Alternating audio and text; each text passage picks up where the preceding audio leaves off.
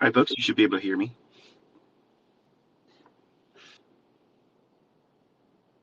Give me a 5x5. I appreciate it.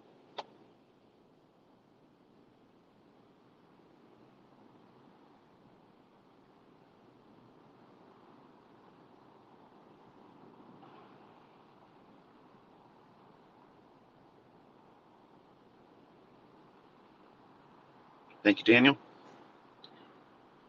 Just wait for one more person to confirm they can hear me.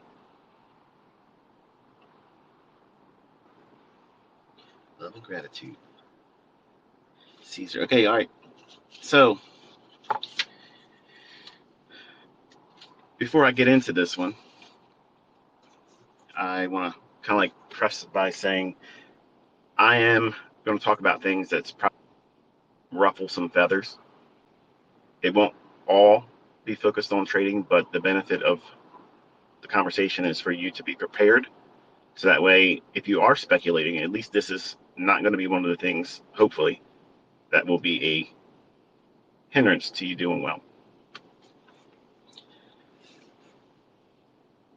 At the beginning of this session here, I want to kind of like bring to your attention the folks that are in my mentorship. I have not had my laptop with me, and with all the stress that was brought on by my daughter, losing her in an accident, I didn't want to put any kind of thought behind anything. My focus was there. So there hasn't been any update to them, and I haven't done anything on YouTube as a result. So this is my first day back home. So I'm a little jet lagged a little bit.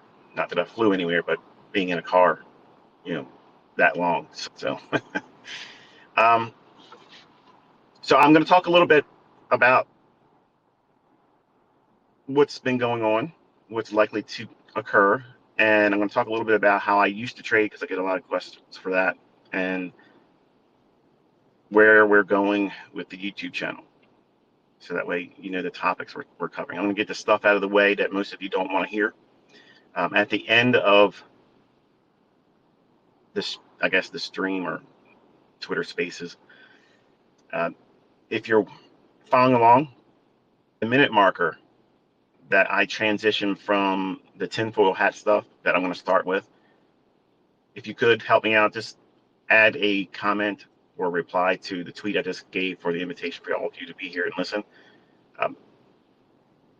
It's going to sound political, but I'm not political. I don't vote. I don't do any of those things because I'll talk about that in a couple minutes. But after I get through that portion of the discussion, I know some of you don't want to like hear those discussions and that noteworthy information because it is. But I appreciate and understand and respect you guys in regards to your opinion about what it is that you want to filter out of your time and day.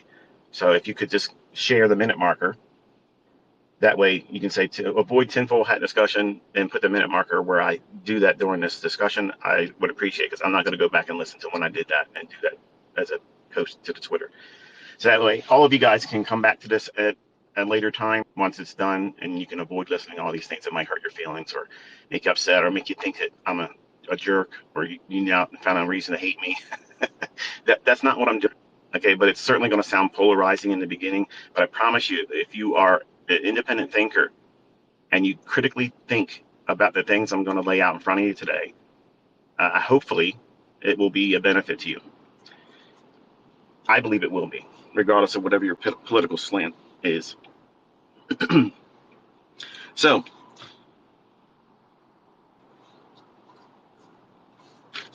just to bring everybody up to speed, I see a lot of people tweeting saying, hope my daughter's okay, hope I'm okay.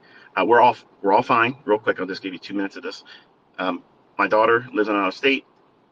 She lent her car to a family member, got in an accident. They T-boned a person that was driving, totaled her car. We went down a month ago to help her pick out a car.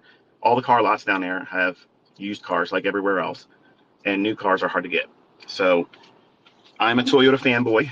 I think they're reliable. So I just recently traded in my 2019 Highlander because we left the sunroof open and it rained twice in it. So yeah. So I traded that in. They gave me $3,000 less than I paid, which is crazy. And I bought a new 2022 Platinum Highlander, and I only had 200 and some miles on it. So I said to my daughter, I'll drive it down to you, and you can have that. So that's where we were. And one of the things that I observed, driving, was there was very little trucks, like tractor trailers on the road. Usually, they're all over the place and they're holding you up. And I didn't see very many of those. And some of the fuel trucks that you see all the time, the big tankers that deliver gasoline and such, I didn't see any of them.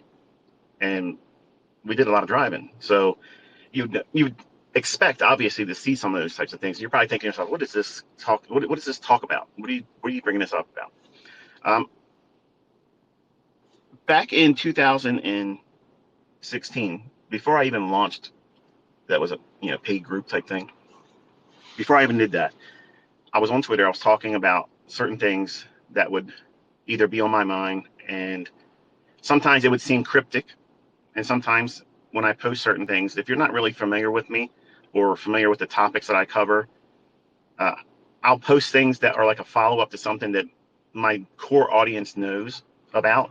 And usually if you post a reply to, like, what is this about, those that are in the know with me, that have been following me for a while, they know exactly what I'm talking about. Last time I was on Twitter, okay, I was posting things that just never made its way to my feed. And that's the reason why I left. No one ran me off of Twitter, and I'm right here again. So anybody can come here and say whatever they want to say, and we'll address whatever you want to talk about. No problem. This is an open forum now. I'm not going to be creating a Telegram channel for everybody to come to. I'm not going to create a Discord channel for everybody to come to, because all that is trying to lure you away to somehow put a scam on the people that want to do that. I'm right here where it's free. Everyone can listen to me. Everyone can talk to me. If it's something I want to reply to, I'll reply to. If it's something that's already been talked about, usually I'll just pass it by, because it's something that's already, if you just look around and listen to videos or other tweets I've made, it's pretty much addressed already before. But there's really no reason to go anywhere else. And I think this is a little bit better approach to the comment section on YouTube, because honestly, I can't keep up with all those comments. It's too many. I can't keep up with emails. It's too many. So the number one reason I'm even talking to you is because I know most of you are oblivious to what's about to happen. You're running around worrying about keeping up with the Joneses. You're trying to make money, which that's admirable. You should be trying to do that, because you're going to need it. But a lot of times people don't want to hear the uncomfortable truth. The uncomfortable truth was being shown to you and revealed to you back in 2016. Now, again, if I were asked what political slant would I be closely leaning towards, okay, I guess it would be Republican, but I don't vote. I have never voted. I don't believe in the vote. I think it's rigged. Okay, a lot of you all realize that the manipulation that took place in the recent election, that has been going on for decades. I mean, it was just blatant this time. Everybody sees it. And I know some of you are already unplugging right now because you're a Democrat. Listen, put that aside for a moment, okay? Because I'm not trying to tell you to vote for anybody. I'm not doing that. That's not what I'm here for, okay? I want to talk to you just like you're my friend. We haven't seen each other for a while.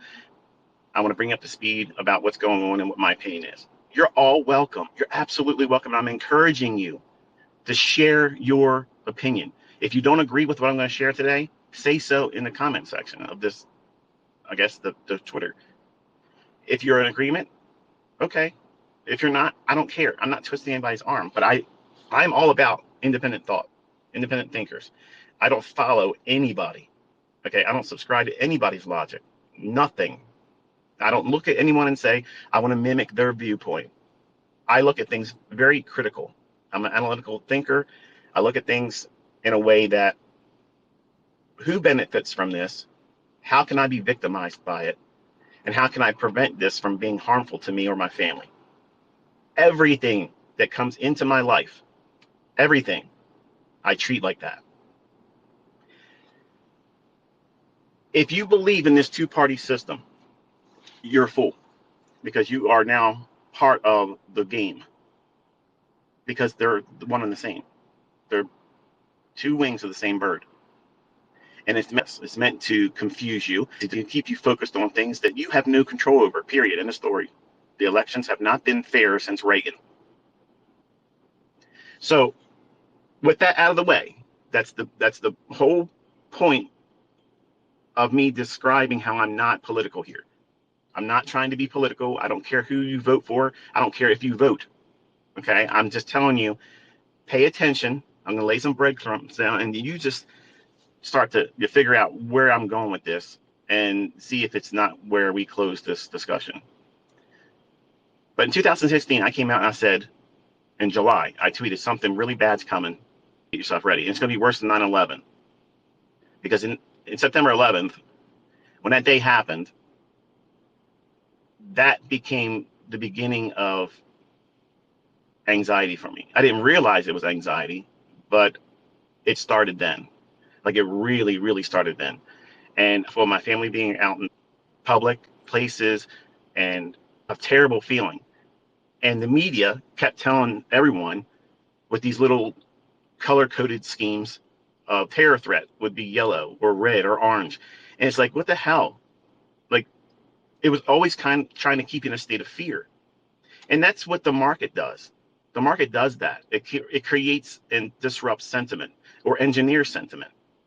And when you watch your television, and I have 9 of them in my home, okay? I have 9 televisions, and I can tell you one of them gets used maybe, and I'm talking maybe 4 hours total for the week. So what do I watch? I don't watch the news, okay?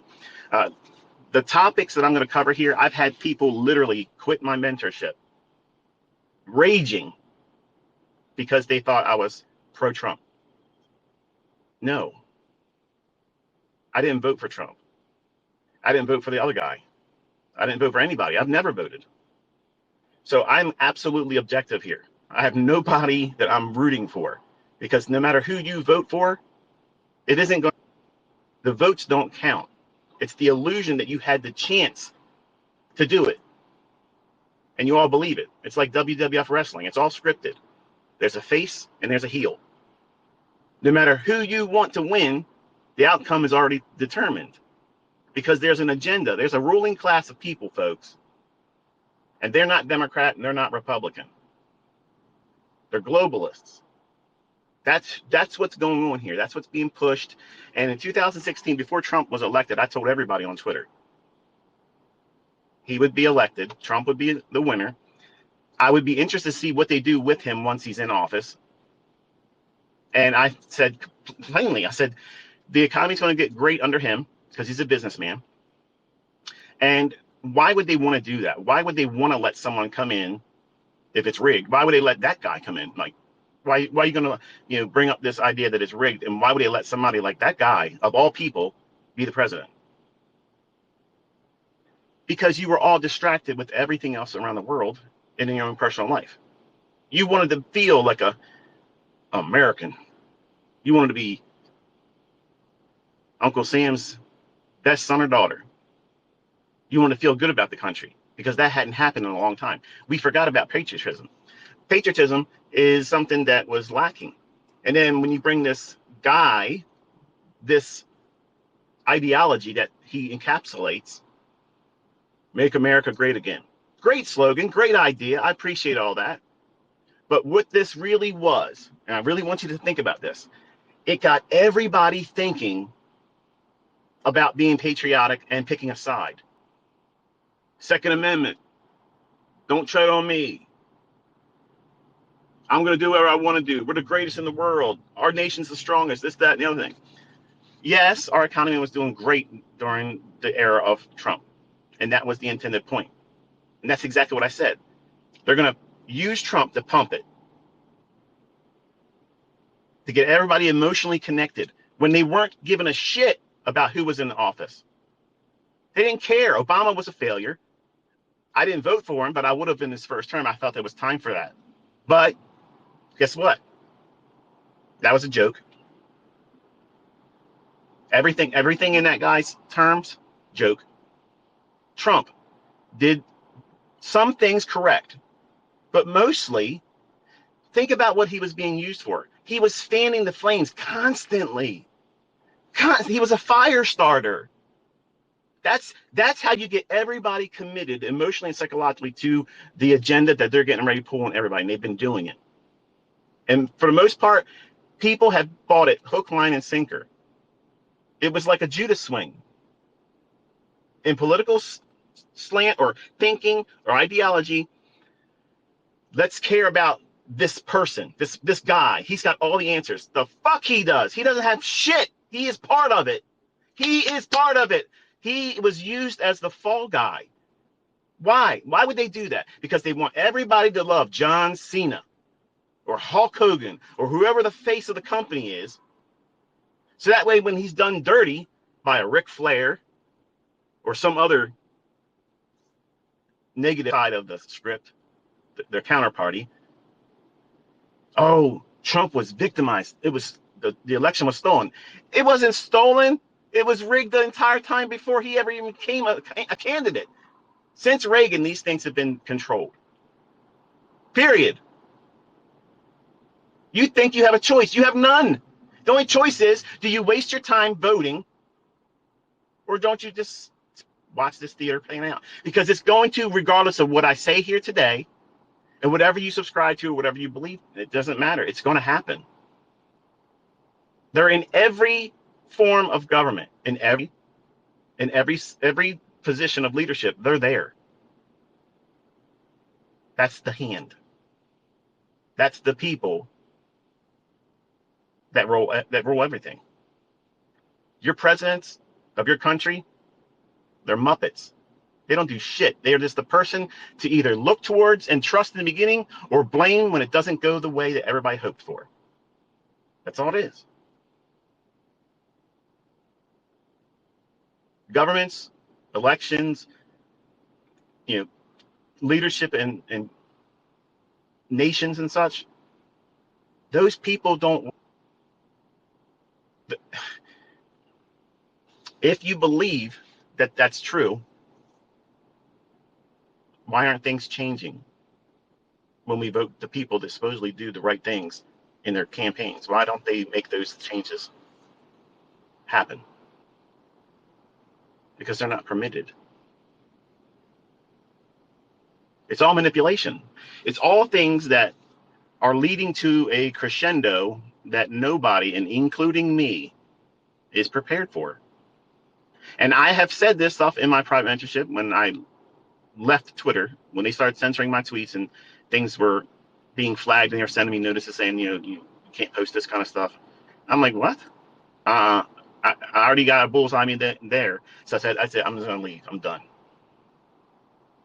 But I was saying these things in my private forum, in my paid group, and literally I would get emails from people would say, F you, because they're Democrat. Or they're not American, and they're like, I didn't pay to learn all this stuff. When this stuff matters, folks, why am I even talking to you today? Am I getting any ad revenue off of this? No. I want you to understand what's coming for it. And choose to do nothing. It's your choice. You can do that. But I'm going to tell you something. The same people that wrote me emails said, fuck you, ICT. You're nuts. You're insane. Conspiracy theorist. You're nut. I don't listen to Alex Jones. He's part of it. I know I just lost some viewership there too. All of this is a script, okay? All of it is. And you're being bought and sold down the river. Each one of us are. You don't want to hear these things because it's uncomfortable and it doesn't have anything to do with buying order blocks and breakers and fair value gaps. But I'm going to tell you something. In the next 12 to 18 months, the way you live right now, it's not going to be like that. It is not going to be like that. The way I live is not going to be the way I live right now. And there's absolutely nothing I can do to that. Nothing. There's nothing that you can do to change it, except for prepare your house and get your house in order. How do you do that? Well, in 2016, I said that they were going to put Trump in there. They were going to use him as a means of pumping up everything, getting everybody patriotic again. And then they're going to use him as a fall guy when they collapse the economy.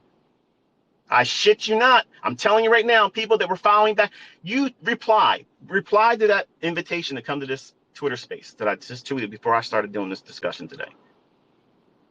If you were following me years ago in 2016, you tell me I'm a liar, or you say I read those tweets. I saw that.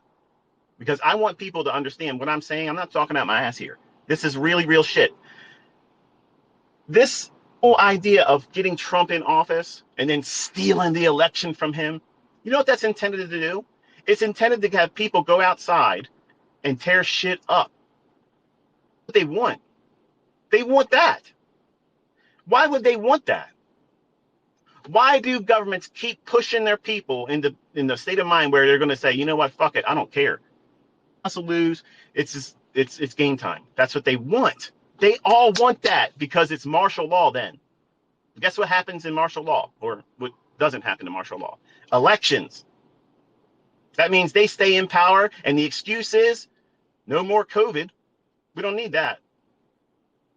No more masks. We don't need that. What do you think happens? Okay.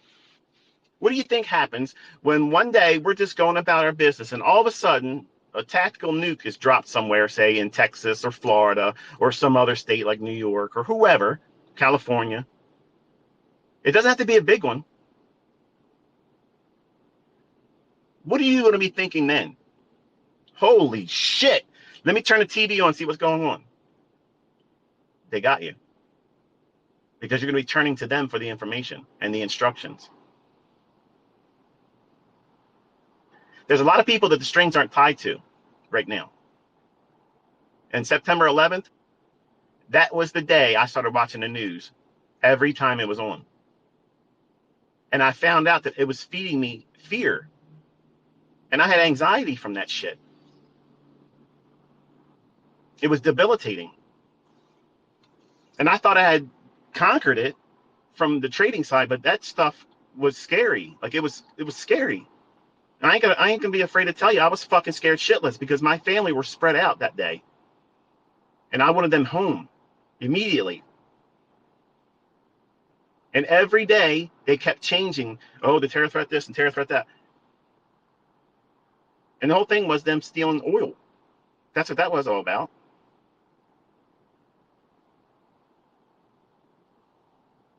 So for the people that mentorship and now they see all this shit happening, grocery stores, food processing plants being burned or blown up, crops not being planted like they're supposed to be, fertilizer 500% increase. And farmers are saying, fuck it, I'm not doing it. It ain't worth it. And government's paying farmers not to plant their crop. As I said before, everybody else was talking about it, folks. And I'm not here to beat my chest and say I'm smarter than everybody else, but I'm ahead of the fucking curve. And I try to do that with my entire life. And I'm telling you what is about to happen. None of you have any fucking idea how bad it's going to get. It's going to get so fucking scary that literally, unless you have food, water, means of getting that, you're going to be in a state of whatever they tell you to do, you're going to do it. I have money out the ass. And I'm going to tell you something. I have no fucking idea where to put it. There's nothing safe. To me about, oh yeah, talk about crypto. Crypto's going to shit. It's going to shit. Every single one of it's going to shit. It was an IQ test. Okay? Here's what it is. It's an IQ test. Government put it in place. They did it. Satoshi, my fucking ass. Let me tell you something. It's NSA. They put this shit together. They put it together so that way you will all look for the solution. Because the whole idea of that crypto stuff was this. We're going to have a deregulated platform where, you know, the central banks can't do this, can't do that. Let me tell you something. As soon as they said, we're going to put a futures contract out. What did I tell you? What did I tell all of you? I said, if they put a futures contract on it, your illusion has been exposed as bullshit. Great bullshit. Because as soon as that futures contract came into position and it was being traded, suddenly I knew what the fuck that thing was doing. Because it's on the same algorithm. They, for whatever reason, I don't know this part, but they hold it in consolidations a lot longer than the other algorithm does that runs all these other markets. And that's the reason why I haven't touched it. Every major move in that fucking Bitcoin, I have made publicly. I haven't done any secret kind of moves or anything like that. I've always said it publicly. And I'm going to tell you something. It will go to zero. It will go to zero. It will not be the currency that everybody goes to. It's not going to be the reserve currency of the world. But I'm going to tell you this. The thing that everybody will be put on will be on the blockchain.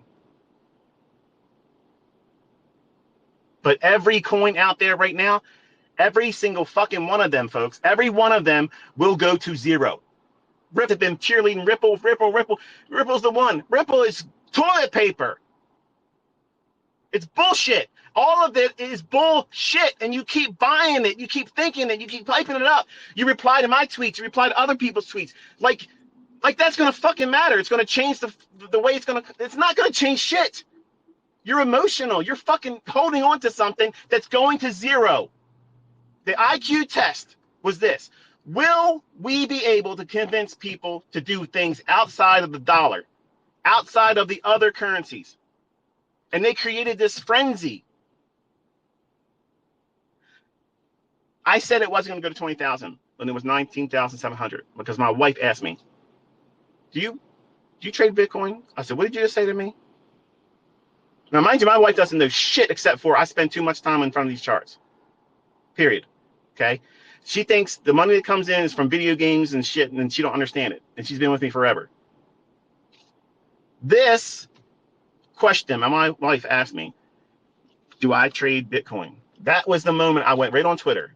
And people that were following me back then know exactly what the fuck I'm talking about. I said, Bitcoin will not hit 20,000. My wife is sitting next to me on the couch, and she asked me if I'm trading Bitcoin. So if my wife is interested in Bitcoin now, that means there ain't a fucking person one that there's going to be a sucker. Every single one of them that would have ever bought it has already bought it. Now they're going to reprice it down to $6,000. $6,000 Bitcoin, guess what, folks? From 19.7 went down to 6,000. And when we got to 6,000, I said it's going to go to 3,000 next. I was wrong. It went to 3,200.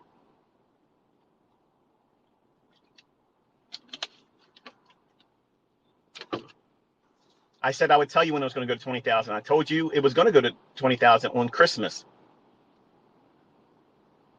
Or by Christmas, rather. And I said 30,000 by New Year's, and I was off by a few hours. It was January 2nd when it hit 30,000. All public knowledge, all out there publicly. Not anybody else out there. Everybody out there has these cult-like followings. We'll say it like that in crypto. When they don't even call a move right. They don't even know what they're doing. They're just running on this hype train. And that's how you know that this shit is bullshit. Because they have a built-in hype team. And here's the thing. Why isn't your cryptocurrency going to the moon and beyond while all this bullshit's going on? Why is it falling victim to? Oh, but ICT, don't look at it from the trading. Think about it from the technology. I already told you, I already know the technology is here to stay.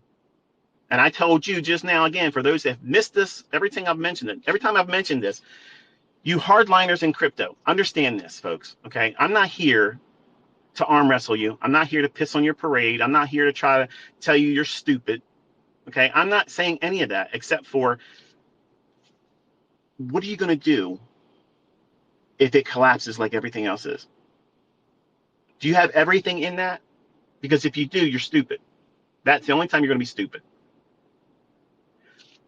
But it's falling and failing to do what every one of you were saying it was intended to do.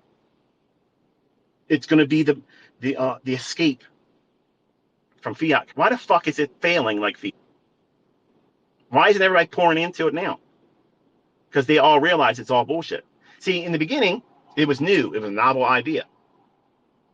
You don't have that, oh, better not miss out on this. Because you know what they look at when they see that chart?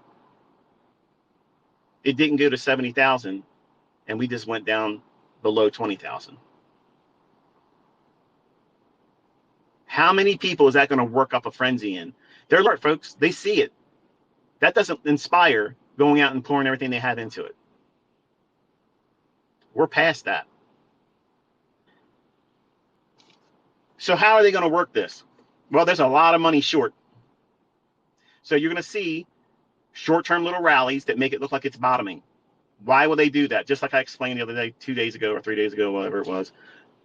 I facetiously post a tweet saying, oh, here we go, create a little move on the bottom of the recent decline ahead of 20,000, make it look like 20,000 support. Roll it, they put a 2,000 some point run on it. Right as I look at the timeline, and I sat back and smiled. I was like, this is some bullshit here. It's going to run out 20,000 because they want to bring short-term buyers in, build up liquidity. And that's how they're going to do it, because they can't get out of their shorts unless people are doing what? Sell side. Because they got to buy it from somebody at a lower price, folks. Think, okay? Stop thinking about your favorite crypto team, your coin, your bullshit, okay? Stop thinking about that. Think about how I'm explaining this before it happens, because when you start watching it and it's doing these things and you continuously hold on to this stuff for dear life, when it goes to zero, you cannot come back to me and say anything negative, because I've told you what they're going to do before they do it. And if I'm wrong, guess what? You get to all say, eat shit, motherfucker. You were wrong. But I'm telling you something right now. I am not going to be wrong. I am not. Absolutely not. And I'm not short, trying to hype it lower. I've never touched ever a cryptocurrency with real money speculating behind it. Never, ever, ever, ever have I ever done it. And I tell you, I couldn't even open up a crypto account if I wanted to. I don't know that much about it. But I know enough to know that you're all holding useless illusions. Blockchain's here to stay, baby. I know. I absolutely know that. But they have to have a problem in that new space. What is it? The darling of it, Bitcoin, failed. Oh, shit. Bitcoin, the answer to everything. You could go out and buy everything with the ICT. What's wrong with you? Really? Why is it failing? Because it's designed to. Because they're going to come out with a solution to the problem that is unreliable crypto. They're going to come out with some new coin. I don't know what it is, folks. I don't know what it is, but I can tell you what it ain't. It ain't Bitcoin. It ain't Ripple. It ain't all the ones that you already see right now. All of them will go to zero. Maybe not on the same day, but they're going to zero. And they're going to come out and say, okay, everybody relax. The dollar's failed. The pound failed. The loonie failed. All the currencies failed. Blockchain's the best way to do it because everything is logged and recorded, every transaction. It sounds good, doesn't it, when they paint it like that? Really what it is, it's control. You want everybody to know when you bought something and how many of it? Because I don't. And I don't do anything illegal. But I don't want them knowing everything in every quantity I pay for. That's too intrusive. But they want control of everything, folks. Everything. So that's why I'm telling you, I'm not anti-crypto because I want to be anti-crypto. I'm not here to start fires to get drama stirred up either, okay? Because I know some of you are already, I haven't looked yet, but I know some of you are flipping the fuck out right now.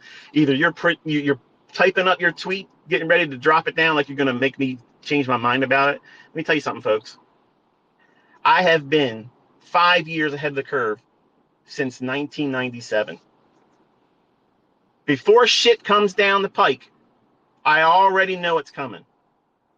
My visibility is a little bit different, okay? It's just, it is what it is.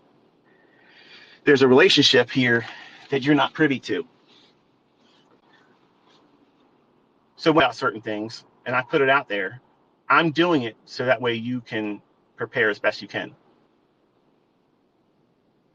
When Trump didn't get the election, I said, you know, it's going to get stupid. We're going to be Venezuela 2.0. And I got laughed at. Again, people quit my mentorship, said I was full of shit. Forget the fact that I'm calling the markets every week, okay, and it's panning out. Their feelings were hurt, and they literally left the mentorship because of things I'm talking to you right now. And some of you are probably thinking, I'm unsubscribing because this guy is not a Biden supporter. He's not a Democrat. He's not a Republican. He doesn't love Trump. Let me tell you something, folks. I am absolutely outside of that. And I'm looking at it objectively. No matter what side of the coin you are on, if you're even subscribing to that view, that left-right paradigm, it's bullshit. You are part of the act. You are the intended audience. If you don't know where the mark is, you are the mark.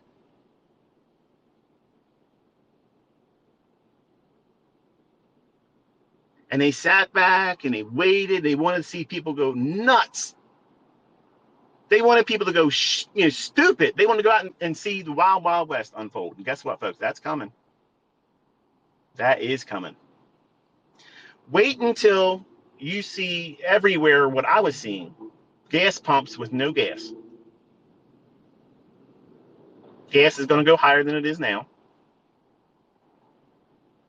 And when these trucks park, what trucks am I talking about? Those big tractor trailers that get in your way all the time on the road and you are pissed off and you jump in front of them and you brake check them.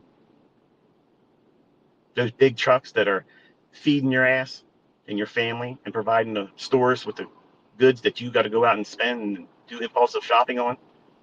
All those things that you rely on, it's always going to be on the shelf. When they're not there, and you may have all the money in the world. I got shit tons of money, folks. But if it isn't there to buy, my money's useless. I am not exempt from this. I'm in this shit just like you are. So what have I been doing for the last 2 years? I've been buying up all kinds of shit for my friends and my family and myself. Multiple properties loaded up with shit. The property you see me working out of right now, that's just one of the most recent ones. I'm stocking up. I got multiple places. If I got to bounce, I got places to go. Why do you have all these cars, ICT? Because I guarantee you I got one to get the fuck out of Dodge when it comes. My shit's waiting for me in other places. I said this stuff publicly, and everybody laughed at me. Everybody called me Chicken Little. They were talking all kinds of stupid shit. I'm going to tell you something. I've had about half of those people that quit my mentorship writing me tearful emails saying how stupid they fucking were and wish they could come back now, and it's no. Not because I'm mad at them, because nobody's joining my mentorship. That private group is closed. It's done. I am teaching mentorship on Twitter. I am teaching you how to do things on your own, independently. As long as there's a market, this stuff will work. Which brings me to, why am I not in crypto? I'm not, sorry, I told you why I'm not in crypto, but why am I not actively in Forex? I believe that there is a black swan event coming. Now, what is a black swan event? Something that no one sees coming, but I see it coming. And it's going to be so bad and so fast and sudden that if I trade, it could hurt me bad. And anybody doing it also could get hurt. Up until November this year, I think that we are in that season of black swan event. Before Russia went into Ukraine, I said that was going to happen. Before China repeating it again, before it gets in your news, these are all things I've talked about. I said also that they would weaponize food in March of 2020. I made it public knowledge. I hinted at it in 2019. And on the July tweet, I said that something wicked was coming. They're going to do something worse than 9/11, and they're going to control everybody. And they're going to use something maybe biological, and maybe they're going to do something with food. Well, I don't know about you, but I didn't take that fucking shot, and I never will. And they did that part. They closed businesses down. They'll send billions of fucking dollars to Ukraine, where the DNC servers are, but they won't bail out the businessman and woman that had to shutter their doors while Walmart was allowed to be open. Walmart was fucking essential. But if you owned a restaurant or if you owned a small store, you weren't essential.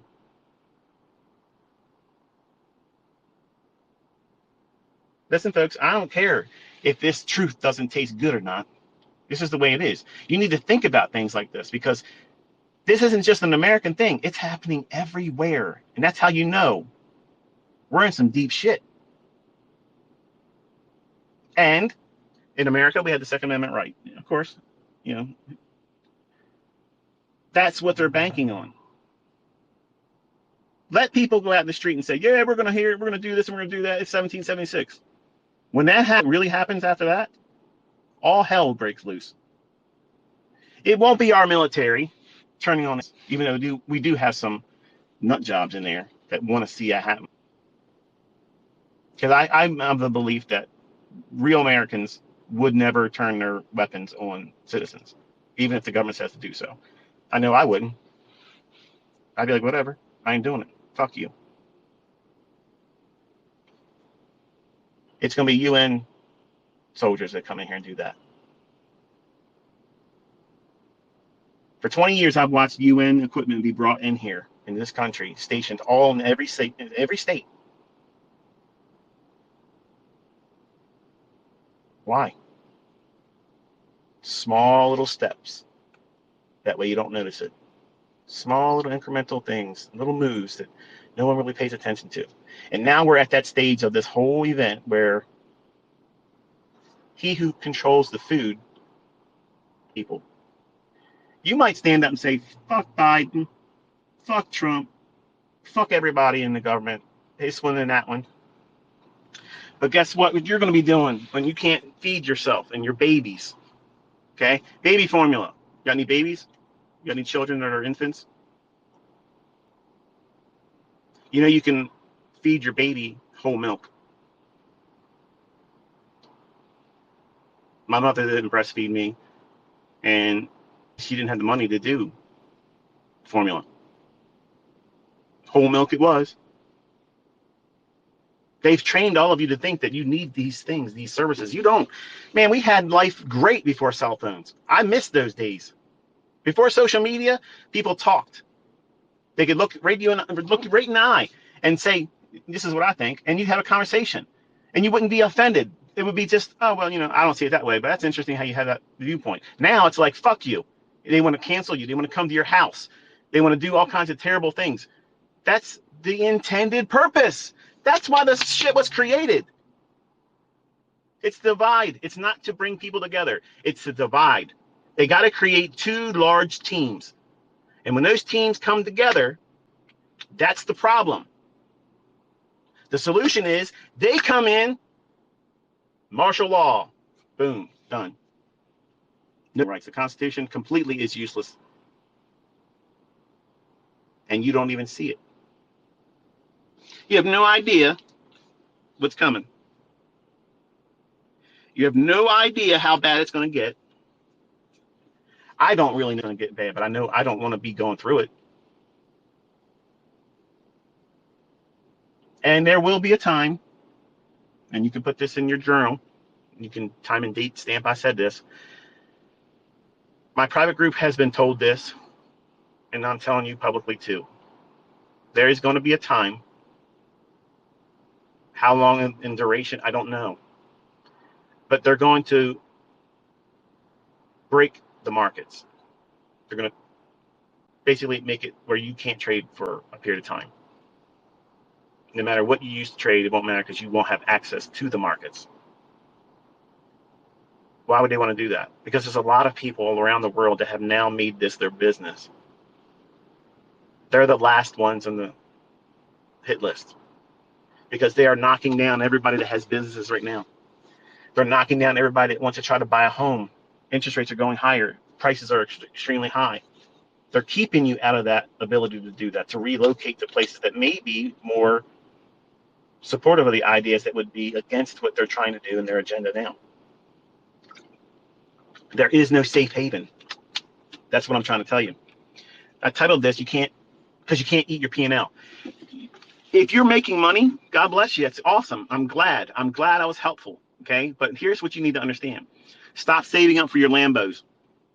Okay, stop going on your fucking vacations to go on Instagram and show people that you don't live in those homes. You don't drive those cars that you're renting and leasing. Stop that bullshit. You need to absolutely start buying fucking food. I have been long candles, canned food, bottled water, filters. Make me comfortable and my family comfortable. I have fucking clothes for 10 fucking years. Okay, I have 150 pairs of fucking shoes. 150 fucking pairs of shoes. Not that I'm ever going to use them all, but guess what? I'm a size 10.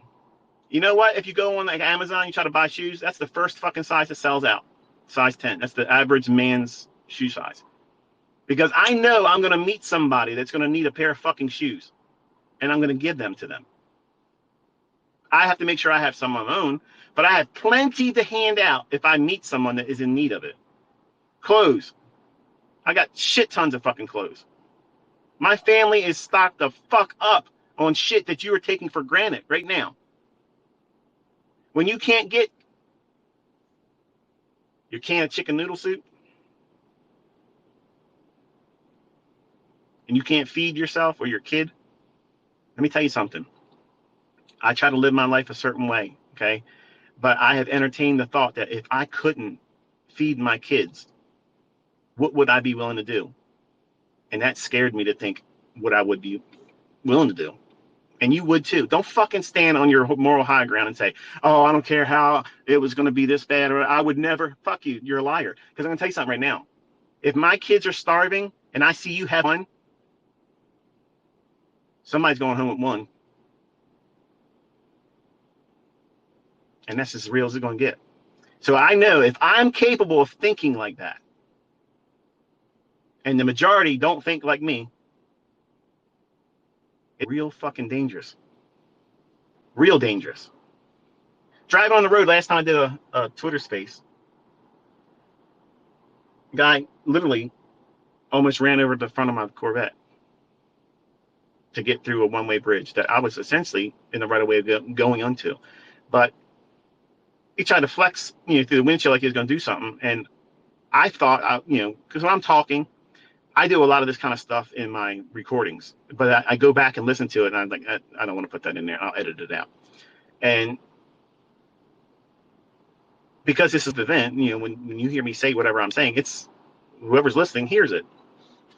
So naturally, when this guy's flexing through the windshield like he's going to do something, I told him, I said, I'm about to get out and beat your fucking ass. Okay, I mean, you're getting ready to ride over my car with your hooped up, pickup truck. Pissed off, I'm not moving anyway. I had two cars behind me. I couldn't back up. And I'm trying to tell him, wait a minute. So when we were driving to get to my daughter, road rage, you was road raging on that guy. You weren't in the seat with me. You were listening like you were there. Didn't see what this guy was doing. So I felt like I was going to have to defend myself because I don't know who this guy is. I don't know what he's trying to do. He was doing like 70 mile an hour in an area where it's 30 mile an hour on a one-way bridge. And I started thinking myself, am I boxed in? Because I had three cars behind me and this pickup truck. And I'm like, okay, I can't go anywhere. But that's okay. I had 17 brass friends that can feel fast that day. Okay, sitting right next to me. But that kind of thought maybe escapes you now. Like you don't think about those potential events unfolding. You're out doing your own thing. But you have something that somebody else wants. People are going to be starting to do things that aren't normal. They're cutting catalytic converters off of cars to get the metals inside of them, to get money for it. Try to get those replaced right now. You can't. Supply chain. Gas. People are having their gas tanks emptied out, cut, drained out. There it is. And you see people out there saying, oh, it's okay. I got one of those locking gas caps. They're not siphoning out that shit anymore. They're cutting the fucking gas tank, a regular empty car, and draining it. Done. They don't care if you're ever going to be able to drive it again. They just want the money. They can't afford gas. There it is. So you're going to have a rude awakening soon. Next 12 to 18 months, things are going to get really bad. fast. It's not going to be a gradual over time. It's going to be one day, something is going to be a trigger event. I might be wrong, but I think if what I'm expecting is going to occur, they're going to pull it off before November, because they got to have a reason why that they can't let elections go through the way they normally would. Period. That way nobody can claim foul. And I'm going to tell you something. A small tactical nuke dropped on the soil of America, that's going to change everybody's viewpoint on a lot of things. And fear will become unprecedented. It'll be unbelievably scary.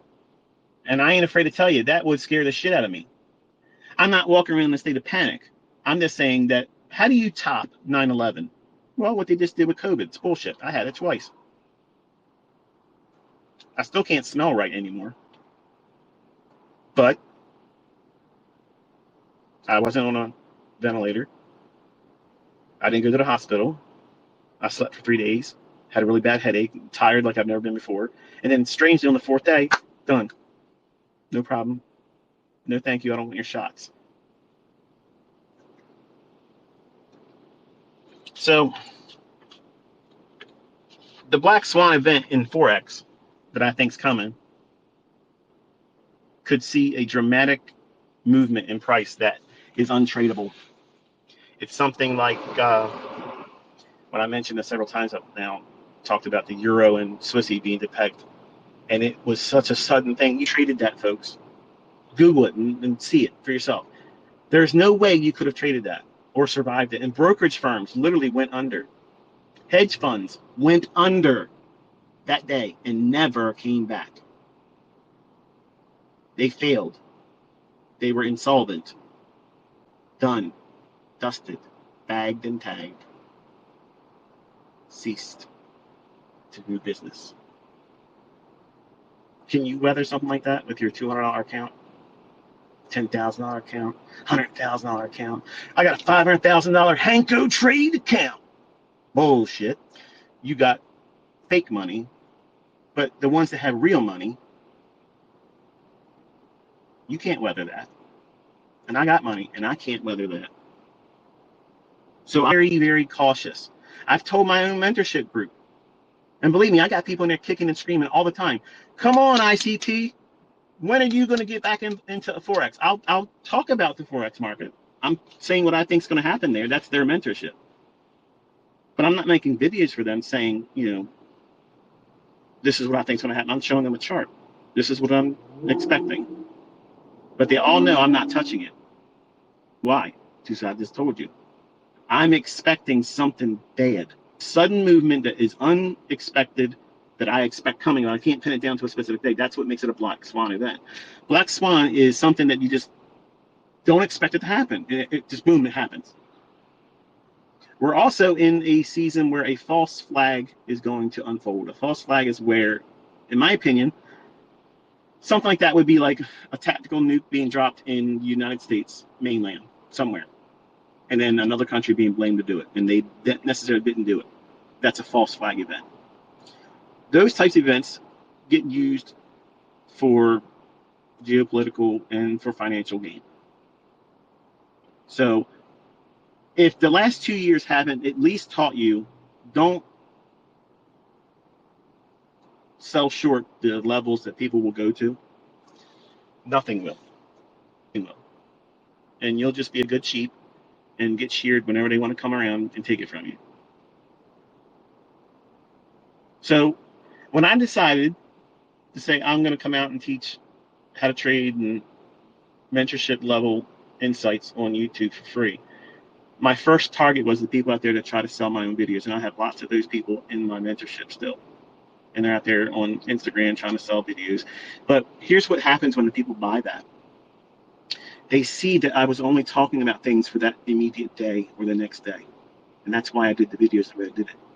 Because I know that people would be in them trying to make money off of it. And I get it. I understand the hustle. I get it. But the people that buy it, they're not getting what they hope to get. Because I was teaching very time-sensitive things at that moment. The core content, I kept them on YouTube. That's the real mentorship. That's the mentorship, the teachings. But being mentored by me was me using the concepts, calling the market beforehand. That was mentorship. That was the thing that people were there for. Seeing how I use the information. Can I see the markets moving before they happen? And is it going to go to where I say it's going to go? And largely, a 90-degree, and people even that have my pirated copies can attest to this. It's 90%. It's whatever I say is going to happen. It's going to happen. I don't need to defraud anybody. I don't need to pretend anything. I know what's happening. Just look around, folks. There's enough evidence to support that what I say happens. And that's not ego. It's just to remind you that I came out here and left millions of dollars. And I'm telling you right now, my following right now is at the highest it's ever been. And it would be very easy, very fucking easy for me to go out there and say, we're open for business again. And I guarantee you, my first month, I'd had over $12 million. Like that. And PayPal would be increasing the amount of money. We're going to take this much now from you, ICT. Thanks for doing business with us. Money is not what I need.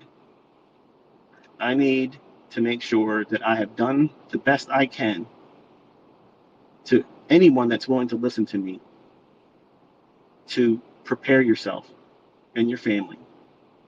I hope I'm wrong. I hope I'm wrong about everything I'm saying here, what I've said the last 2 years.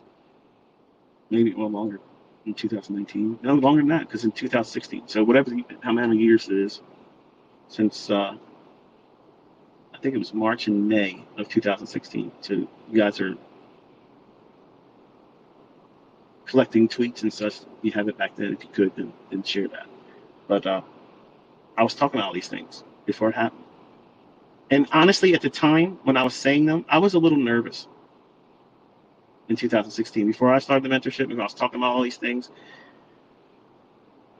I was nervous about talking about it and telling you what I knew was coming. And then there's just like, at this point, the cat's out of the bag now. No matter what I say, it's already in motion. Nothing I can do or you can do to stop it. So the only thing you can do is prepare. What do? You buy food, canned goods, non-perishable foods. And guess what, folks?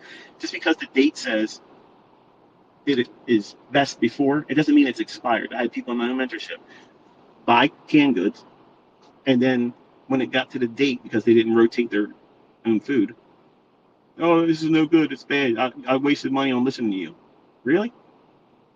I have food that's 2 years old that I still eat, and I do this all the time. I rotate a stock. I keep a pantry. I have two pantries. I have long-term storage, and I have a working pantry that I go through and I cycle through. And it goes back farther than 2 years on some canned goods. It isn't going to go bad, folks. It's more likely to lose some of its nutritional value, but it's not going to be poisonous to you. But if it doesn't have as much vitamins or minerals in the food versus starving to death, yeah, I'll have that 3-year-old can of green beans, no problem. So anyway, what's the point? Why am I even talking about this? Why am I boring the socks off of all of you? Why am I not getting to the point? The point is this: you're here because you want to learn how to read these markets. You want to learn how to do what it is I do, forecast and see it before it happens. And that's great. That's what I'm here to help you do. But part of this equation that you have to figure out on your own is how to navigate it with a clear conscience. You got to be at peace with yourself, not being emotionally, psychologically influenced by anything. And let me tell you something. I'm a very, very, very, very, very good trader. I can see things. I can execute very well. But guess what I can't do? I can't trade with precision while I'm starving to death. I can't focus on price action and do what it is I'm supposed to be doing and manage money correctly if my children can't eat. I can't sleep if I know that there's people wanting to get into other people's homes to get what they can't afford or procure because it's no longer available. Our shelf system in groceries is a 3-day revolving stock. That's it.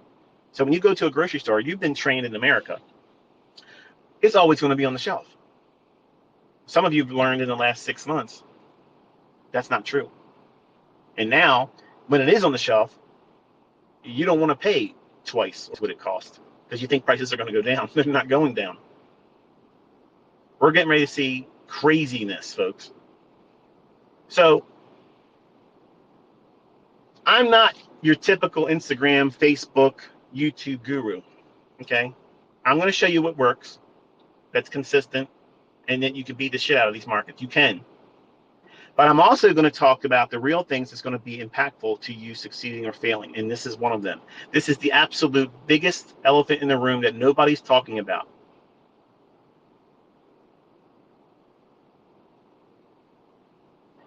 In 2020, I said that there's going to be weaponized food in March of 2020. What does that mean? Well, this ruling class knows that whoever controls food controls the people. So they have made it expensive for food. It will continue to rise. And if you have not been paying attention since October of last year, there has been a timeline of food manufacturing plants and large producers of food exploding or burning down. And they come out and say, we have no interest of restarting. Really? And you have farmers that are coming out now admitting that they did something wrong by taking money for not planting their crops.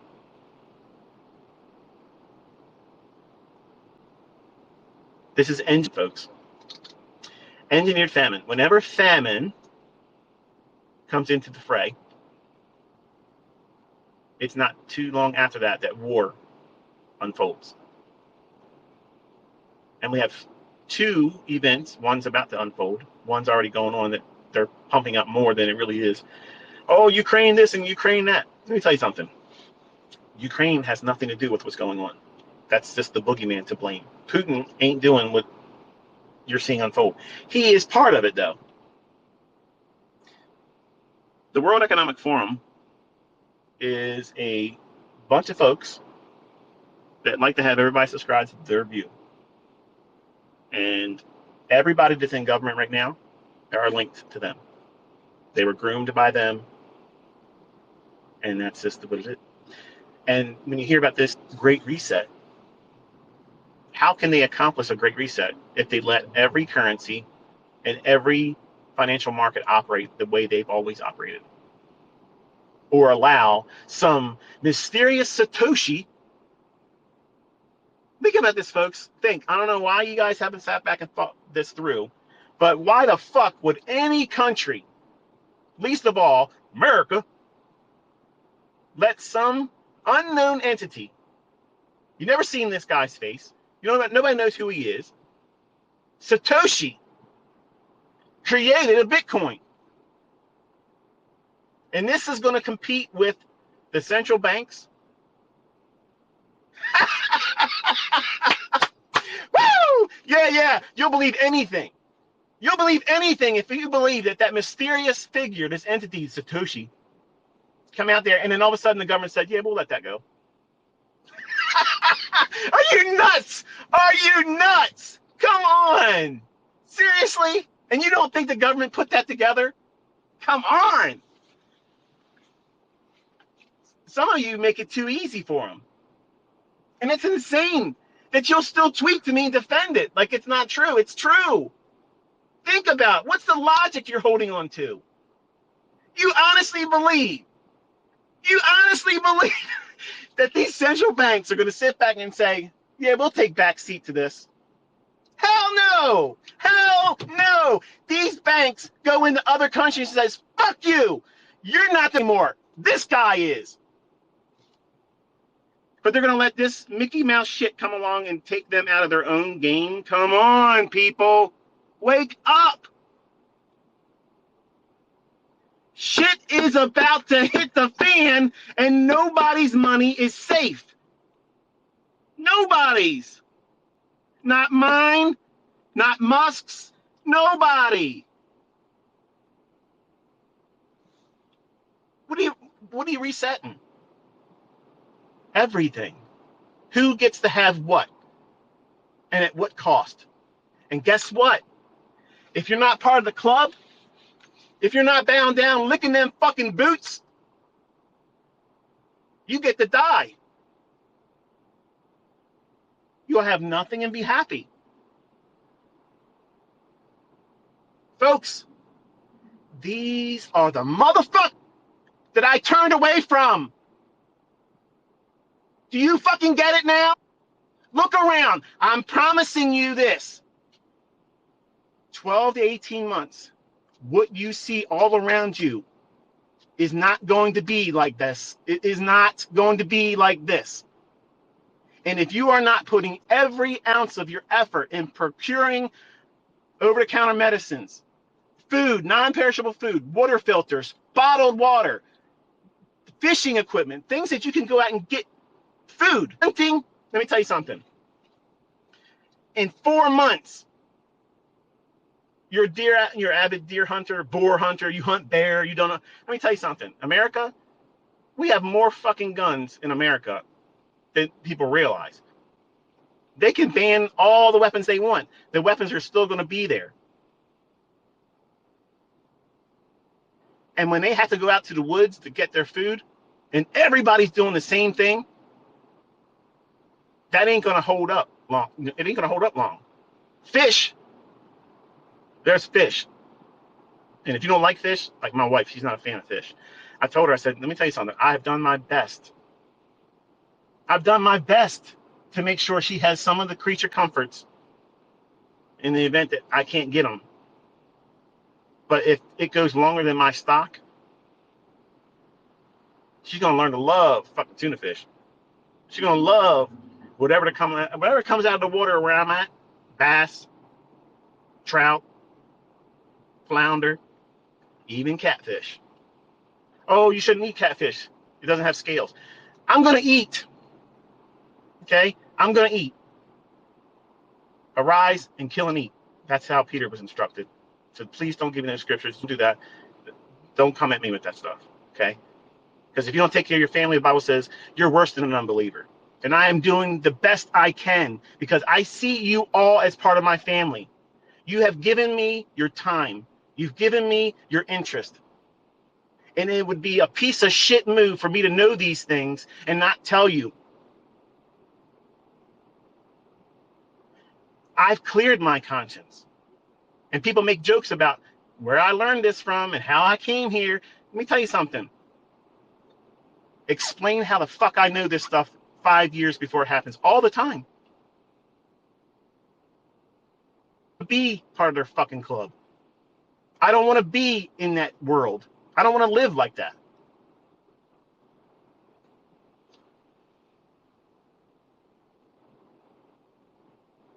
I make my fucking life the way it is. I make my choices. I have a belief and faith in somebody that has provided for me. And you may not want to hear about it, but guess what? Christ, Jesus Christ, is the Lord. He is God that came in the flesh. He's the only God. And I'm telling you, if you aren't right with him, the way this ends, you ain't going to like it. And it's about to get really, very painful just to get through the average day.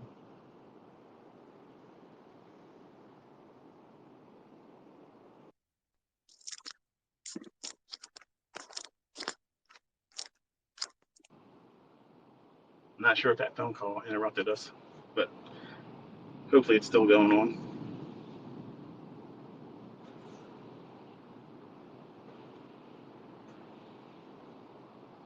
But I think that's going to be the end of the tinfoil hat part of it. So whatever that minute marker is right now, for people that want to avoid all that kind of stuff, this is the conversation that you probably want to hear about when it comes to trading. I got questions a lot over the years about, how did I used to trade before I could trade with intraday charts and look at data like that. When I first started, how did I start doing it? And what time frames did I use? Because if I couldn't be in front of the charts live, what was it that I did? I used the daily chart because I worked a job, and when I come home in the evening time, I would get off. My route would usually end around, I don't know, it depends. There was one day a week where I would get off at 4 o'clock, but for whatever reason, I would always hang out to the same time. I would normally leave on my regular day and hang out with my then boss, pick his brain and get inspired by him talking about how he made money, this and that thing. But when I first started trading, I was working with him. And I bought this charting software called Metastock. I think you can still get it today, but it was really nice because it would make the charts for you, had all kinds of indicators and such when I had belief and faith in indicators. But I would look at the daily chart and try to determine where it was going to go up to. I didn't want to short because I didn't believe in it. I didn't have any faith in it. I couldn't understand how I could sell something I don't own, because that's essentially what you're doing when you're shorting. So I avoided doing that. I would only look to be a buyer. And the way I framed it and how I actually started teaching before I should have been teaching, because when I was seeing it work, I thought I figured everything out before I did. And I was on America Online, and I was at the forums and posts, and they called it message boards back then. And I would share what I thought was going to happen in what commodity. And I started posting my opinions about what I think is going to happen. And I never put up a disclaimer because I didn't understand the laws then. I didn't know anything about it. I figured everybody could say whatever they wanted to say, freedom of speech type thing. So I would post my opinions about what I would see. And because I thought that everyone would appreciate me teaching what it is I was doing and how I picked certain markets, I would show them what I was doing. I would look at the daily chart. I think it's going to go up to this level here. And if it's going to go to that level, that means the next few days should start moving in that direction. So how would I time my trade? I would look at a 60-minute chart or hourly chart. And then when that stochastic that I would plot and a 10 period Williams percent R. So I was using two overbought, oversold indicators, not understanding that they both were saying the same thing, because Williams percent R is basically stochastic, because George Lane did not invent stochastic. Everybody in the book say, and he says he invented it, but he didn't. But Williams percent R is basically one part of what a stochastic is, and Larry Williams created the Williams percent R. So when they were both in agreement and they were below the 30 basis line that would be used to determine my buy or sell, if it was oversold, that means for stochastics, it would be like 30% or under. To me, that would be oversold or cheap, okay? What I would do is I would wait for it to go down, go oversold, come up out of the oversold and go back down and again, but price, make a lower low, but the stochastic and RSI, not RSI, Williams percent R, be oversold at this time, but not expect that same low to be blown out with the indicator. So in other words, I'm looking at what was considered a type 1 bullish divergence. A type 2 divergence, which is everybody calls a hidden divergence today, that was actually invented by Nick Van Ice. He was a small-time trader. He ran a company called Commodity Price Charts, and that was the best charting platform there ever was. They beat out CRB, in my opinion. They were just really nice charts, and I wish they were still in business, because even though they're like end-of-day stuff, I still would use them because I loved them. They were just easy on the eye. It was just beautiful. And they were open, high, low, and close bars, not candlesticks. But anyway, Nick Van Ice created and made it public what is referred to, and he called type 2 trend following divergence. But if you look at or Google hidden divergence, he never gets the credit for it. So it's just one more thing that pisses me off about this industry. Like when I teach something that's mine, no one else has done it before, someone else comes along and renames it and they try to get credit for themselves. It's all bullshit. So with looking at a daily chart, expecting it to go higher, how was I determining it was going to go higher? What was the way of determining that? I would look at an 18 and a 40-day moving average. If the 18-day was above the 40-day and they were stacking. That means they were opening up and both of them pointing up together.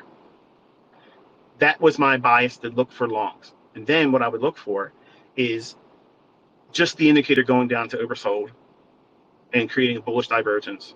And the missing part of this that I didn't understand, which is the real reason why I was seeing success in the ideas that I was, trying to employ, was the market was extremely bullish anyway. And I didn't understand that.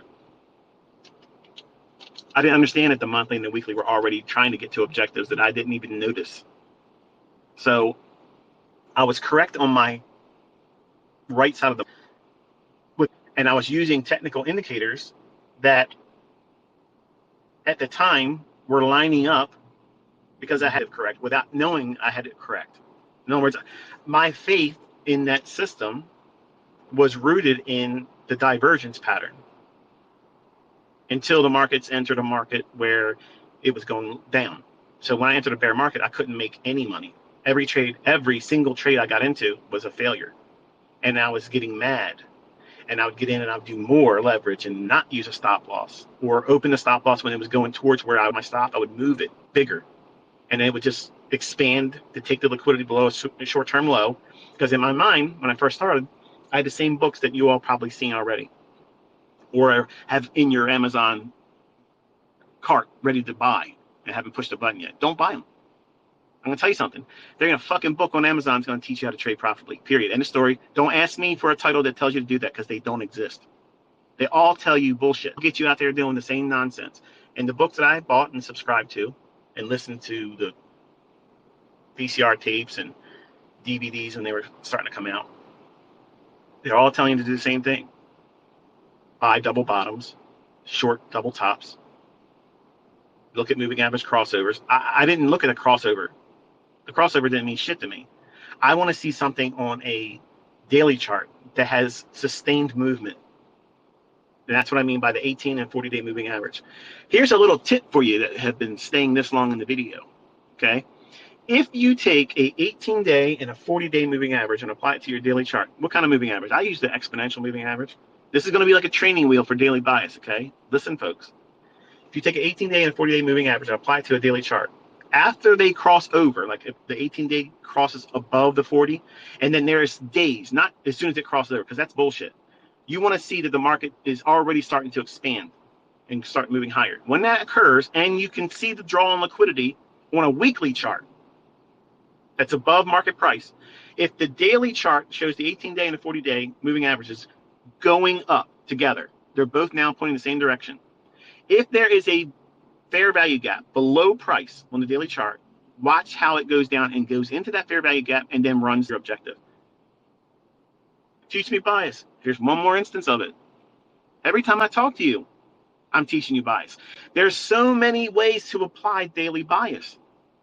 Are you using daily bias for your intraday trade? Are you using daily bias to get in position for a swing trade or a short-term trade? What are you doing? Because I can use daily bias to do a market reversal profile too, and be in a will be considered bullish market and bias. I could use that bullish bias and then anticipate a market reversal in the same day. That's advanced. And you can't ever understand that until you understand how to subscribe, follow the average daily bias movement. Is it likely to keep going higher, or is it likely to keep going lower? That's all you have to figure out. And then look for setups that go with that. And how I determined that was the best way of doing it, by understanding how I failed initially. Because the success I had initially with buying bullish divergence was the fact that I had an unknown alignment with bias on a higher time frame chart, weekly and monthly.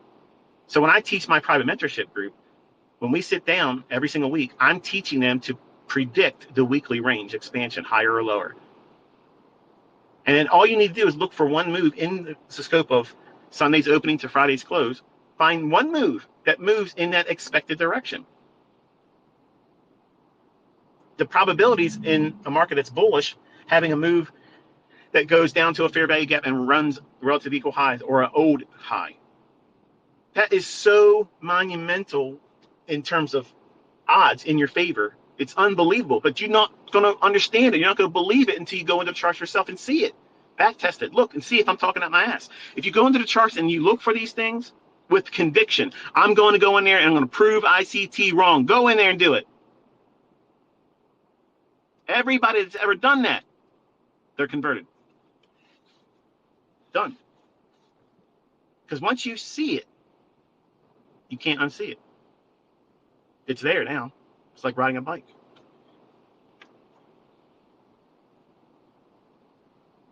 So over those initial months, I started determining that I would get stopped out. And then I created what I was teaching back in 1996 and 97, shadow boxes. Okay. And what they were is where I thought stop loss orders would be, and they would run the stops. So they would run the stops and then go. So what I would do is I would wait for them to do a stop hunt. I didn't have the courage to go in and buy under the low, but I knew enough that it would go under them. And then once it did that, then I would use an hourly bullish divergence, type 1. And then I would get along on that, knowing that the backdrop behind the story, the narrative was they already went for the people for the stop hunt. So now my stop won't be hunted because they already did that work behind us. And that was what I was trading. Then eventually that morphed into when I got the book Street Smarts by Linda Rasch and Larry Connors. It gave me a little bit more confidence to go in, because I already knew enough that stop hunt, because I was a victim of them. Many accounts being dusted because of it. But the turtle soup pattern that they taught in that book, I don't trade that pattern, but the logic of it is what I use. When I say turtle soup, I'm paying homage to that book, those authors, those traders, and I'm not teaching theirs. I'm not reinventing it either. It was just the logic of buying below an old low or shorting above an old high. That book gave me the confidence to go in and start doing that.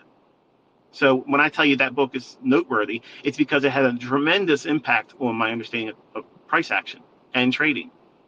It's scary to go into a chart and watch it really recklessly just drop suddenly right below an old low and view that as something you want to buy. That's a scary feeling when you've never done it before. It's hard to articulate it until you look at it and say, okay, I'm going to expect this to happen, and then try. It feels uncomfortable, and those are the trades that work. The most uncomfortable, alien-looking, most suspect-looking trades, they're the ones that work. The ones that you sit in front of your charts, you have no idea what the fuck you're doing. You're looking at it, you're thinking, well, I'm bored. You know, I'm going to just go in and just sell it here because it's been going up. It's got to go down now, and all of a sudden it goes up 150 pips more, right from when you got in at. And then how you feel. Yeah, I've done all that stuff before. I've done all that. I know exactly what you're talking about. I know what it feels like, okay? But all these early stages of my development,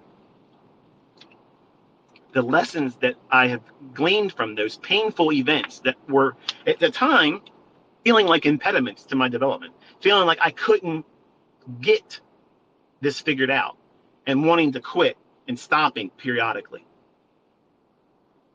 When I had these moments of, I can't do it, I've done blown another account, I can't do this, I can't do this. Well, I got a half right. I can't do it and be successful doing what I'm doing. So I had to change some.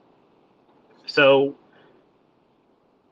obviously by chance meetings and things that I did on rec leverage that could have buried me easily, and making those calls publicly, and they were going parabolic, big moves happening and just unfolding in front of everybody's eyes.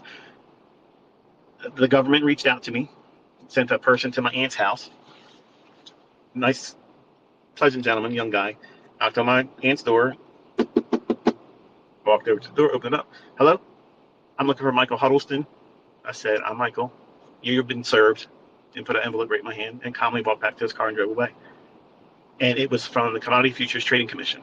And they were requesting me to give them my computer, all of my posts on my forum or message board back then. And they were actually subpoenaing the people that were talking to me on America Online. But as fate would have it, my laptop died. So I didn't have anything to give them. And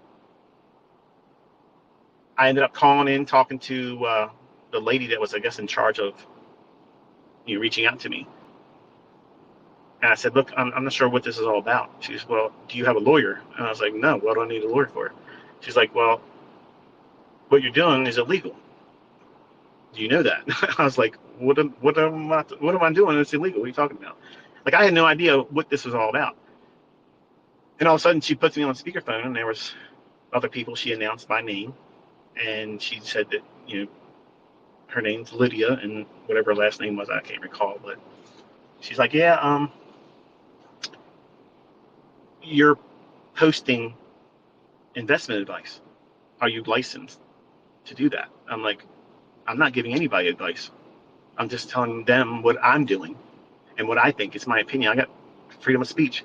She goes, nah, you need to talk to a lawyer because this isn't freedom of speech. And what you're doing is you're basically enticing people to invest money, and you're not giving them any risk disclosure, none. And I was like, what the hell? So long story short, I obviously gave them the ICT treatment, kind of like what you would expect from me. And I basically told them to fuck off, and I wasn't going to go anywhere to see anybody, nothing. And if they wanted me to stop, I'll do that. But I have nothing to give. My laptop was dead. It was already thrown away, and there's nothing I can do. So if they want to find anything, whatever's on the message board is what I said publicly. And that's why I say to you all, and these trolls that come out and say, oh, yeah, ICT's fraud and this one and fraud now. And I'm calling out in front of everybody. There's no secret calls in a private group anywhere. I call the market publicly, and I use the things I teach. And I can trade in front of anybody. You want to put a courtroom in place? I'll fucking trade in front of them too, okay?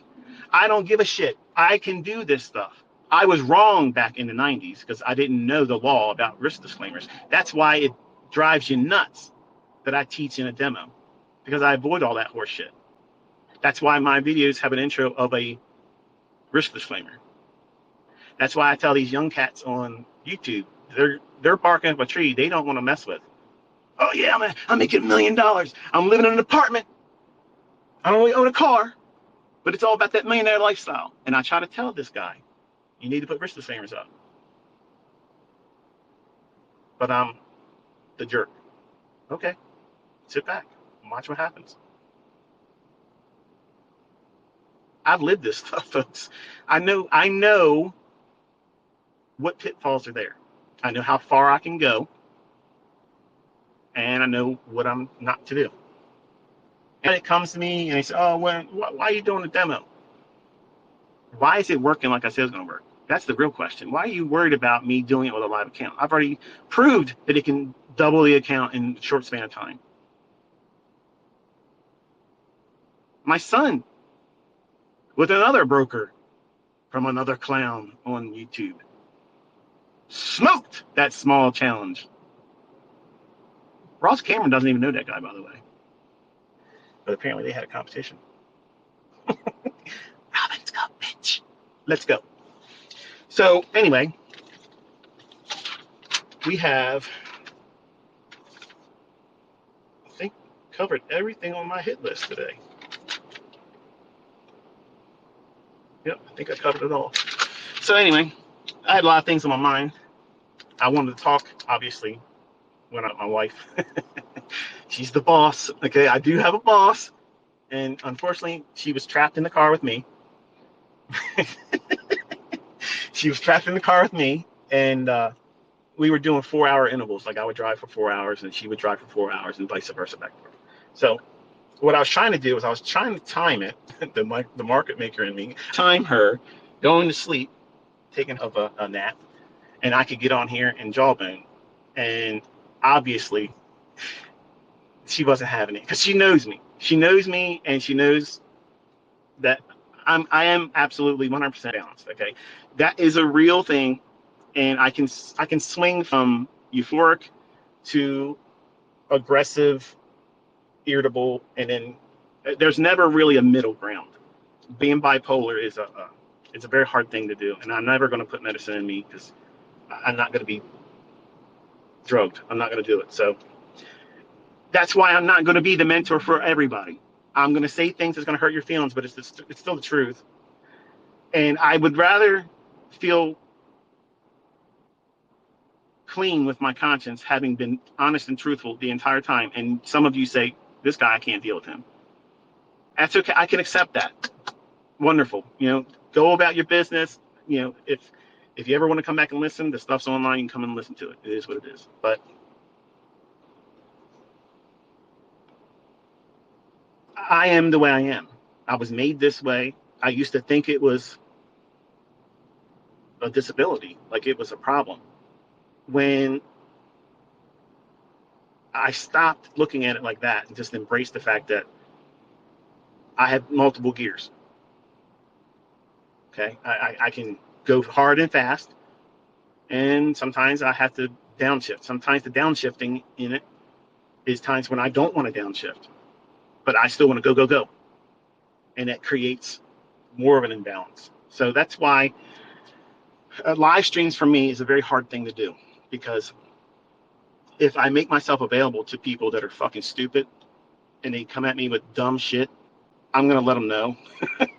And that will be easy for me to be derailed, and I'll never accomplish what it is I'm trying to do or whatever I'm trying to cover as a topic. So obviously you've seen that couple did on YouTube. I ignored the chat window because I know the trolls would be in there, and I'll have fun with them. But much fun doing that, I will never get through like I did today. I had a whole list of things I wanted to cover, and I did it. But if I was watching the feed on Twitter, or if I was in a room like with other people where they could say something to me, some of the hardline trolls, and I have a troll. Okay, I had one troll that I absolutely sometimes listen to and almost piss myself laughing. I think he is wasting his time doing his ridiculous market commentaries. His name is Simpleton. I guess it's Simpleton, whatever. But this guy, I'm telling you, he is my favorite troll. He has ripped my ass so many times in the past where I've literally almost pissed myself laughing. I've woke my wife up several times listening to him. And whether the guy thinks I'm a fraud, whether he thinks I can trade or not, it's irrelevant to me, because I think sometimes he has comedic gold. Like, this guy is so fucking funny. He's funny. I don't even know if he realizes he's as funny as he is, but his dry humor, I love it. I love it. And everybody else pales to him. Told me never comes to that level, because he doesn't oversell it. He doesn't live his life trying to troll me. Okay, he just drops his stuff once in a while, and it's just funny shit. It's just funny. It's funny. And do I think the guy can? I don't know. I could care less. But I think when he does whatever he does to try to be funny, when it comes to me, I think it's hilarious. But everybody else has ever done anything in the past, they're just miserable failures. Not even entertaining in the least either. Anyway, I think that's going to be it for today. I covered how I started and what I was trading, how I traded. It's just that simple, folks. I know you're probably looking for some other additions to, some appendage to something so simple. But if the logic isn't on par with the current narrative, no matter what you do, it's going to fail. So I gave you a tip on how you can look at how the moving averages, which is one of the ways I taught on my YouTube channel. Go and look at those old lessons. Those moving averages, I teach to eventually move away from them. So you don't need them initially. They're those training wheels to help you see when that 18 and 40-day moving average is slanting up on the daily chart. It's moving in the same direction, and you're bullish, and there's something above price, old high or relative equal highs. That's the draw on liquidity. Then you have momentum behind you. See, some of you are afraid to pick a fair value gap because, like, how do I know if it's going to go down to that fair value gap? Well, if it's going to go down to a discount, it's going to drop down into that to go and rebalance an inefficiency. The market participants that know what they're looking for, they're going to be buying in there. If they're not buying inside of a fair value gap below the market when it's bullish, they're going to be buying underneath a short-term low where their sell stops. They're the only two things that happen, folks. There's nothing else that happens. Your indicators don't do shit. Mine weren't doing anything. They were just telling me what was already in the price chart that I couldn't see. So I teach my students, don't lean on that logic of an indicator. But if you understand how to read the narrative, an indicator in the person that is trained under me, you can make indicators work. I know I get a lot of flack from people that get their feelings hurt because I'll tell everybody, trade naked or die. You're not gonna make me put an indicator on my chart anymore. But if I put an indicator on my chart and trade the way I trade now, like I could literally put settings together. And I've literally thought about doing this just to troll. I was literally going to come up with a layout with a specific set of indicators and settings and such, and sell the idea publicly on YouTube that this was the method. But really, it would be leaning on the things I teach with price action. And the indicators will, in that instance, they will line up. That's why when you write books and you sell your back hindsight moves, you have the benefit of it already moved. You know the bias before it happened, because in that chart, it's already done. Well, when you know the logic and the narrative before the market prints on that hard right edge, you'll know what those indicators are going to do. And you'll find those settings that match up where it, in hindsight, it looked, oh, this is easy. This indicator does this. But the indicator isn't doing anything but measuring and compressing and twisting and contorting the data that price has already made available to everyone else. It's beating the data, manipulating it to display something that price itself is already doing. You need an overbought, oversold indicator to determine your overbought, oversold? If you do, you have that mentorship series I've done on 2022 yet. You haven't done it. If you go through the lessons I already put up there, you'll know right away that you don't need an overbought, oversold indicator. You'll know what overbought and oversold is relative to the present market conditions and market structure. So it's a matter of maturity. In the beginning, I was immature, had no idea what I was doing, and I believe that all the high-end traders were having lots of indicators on their charts. And they're just distracting you. If you just look at what it's likely to go to, why should it go there? What day of the week should it try to reach for it? What time of that day, because the economic calendar?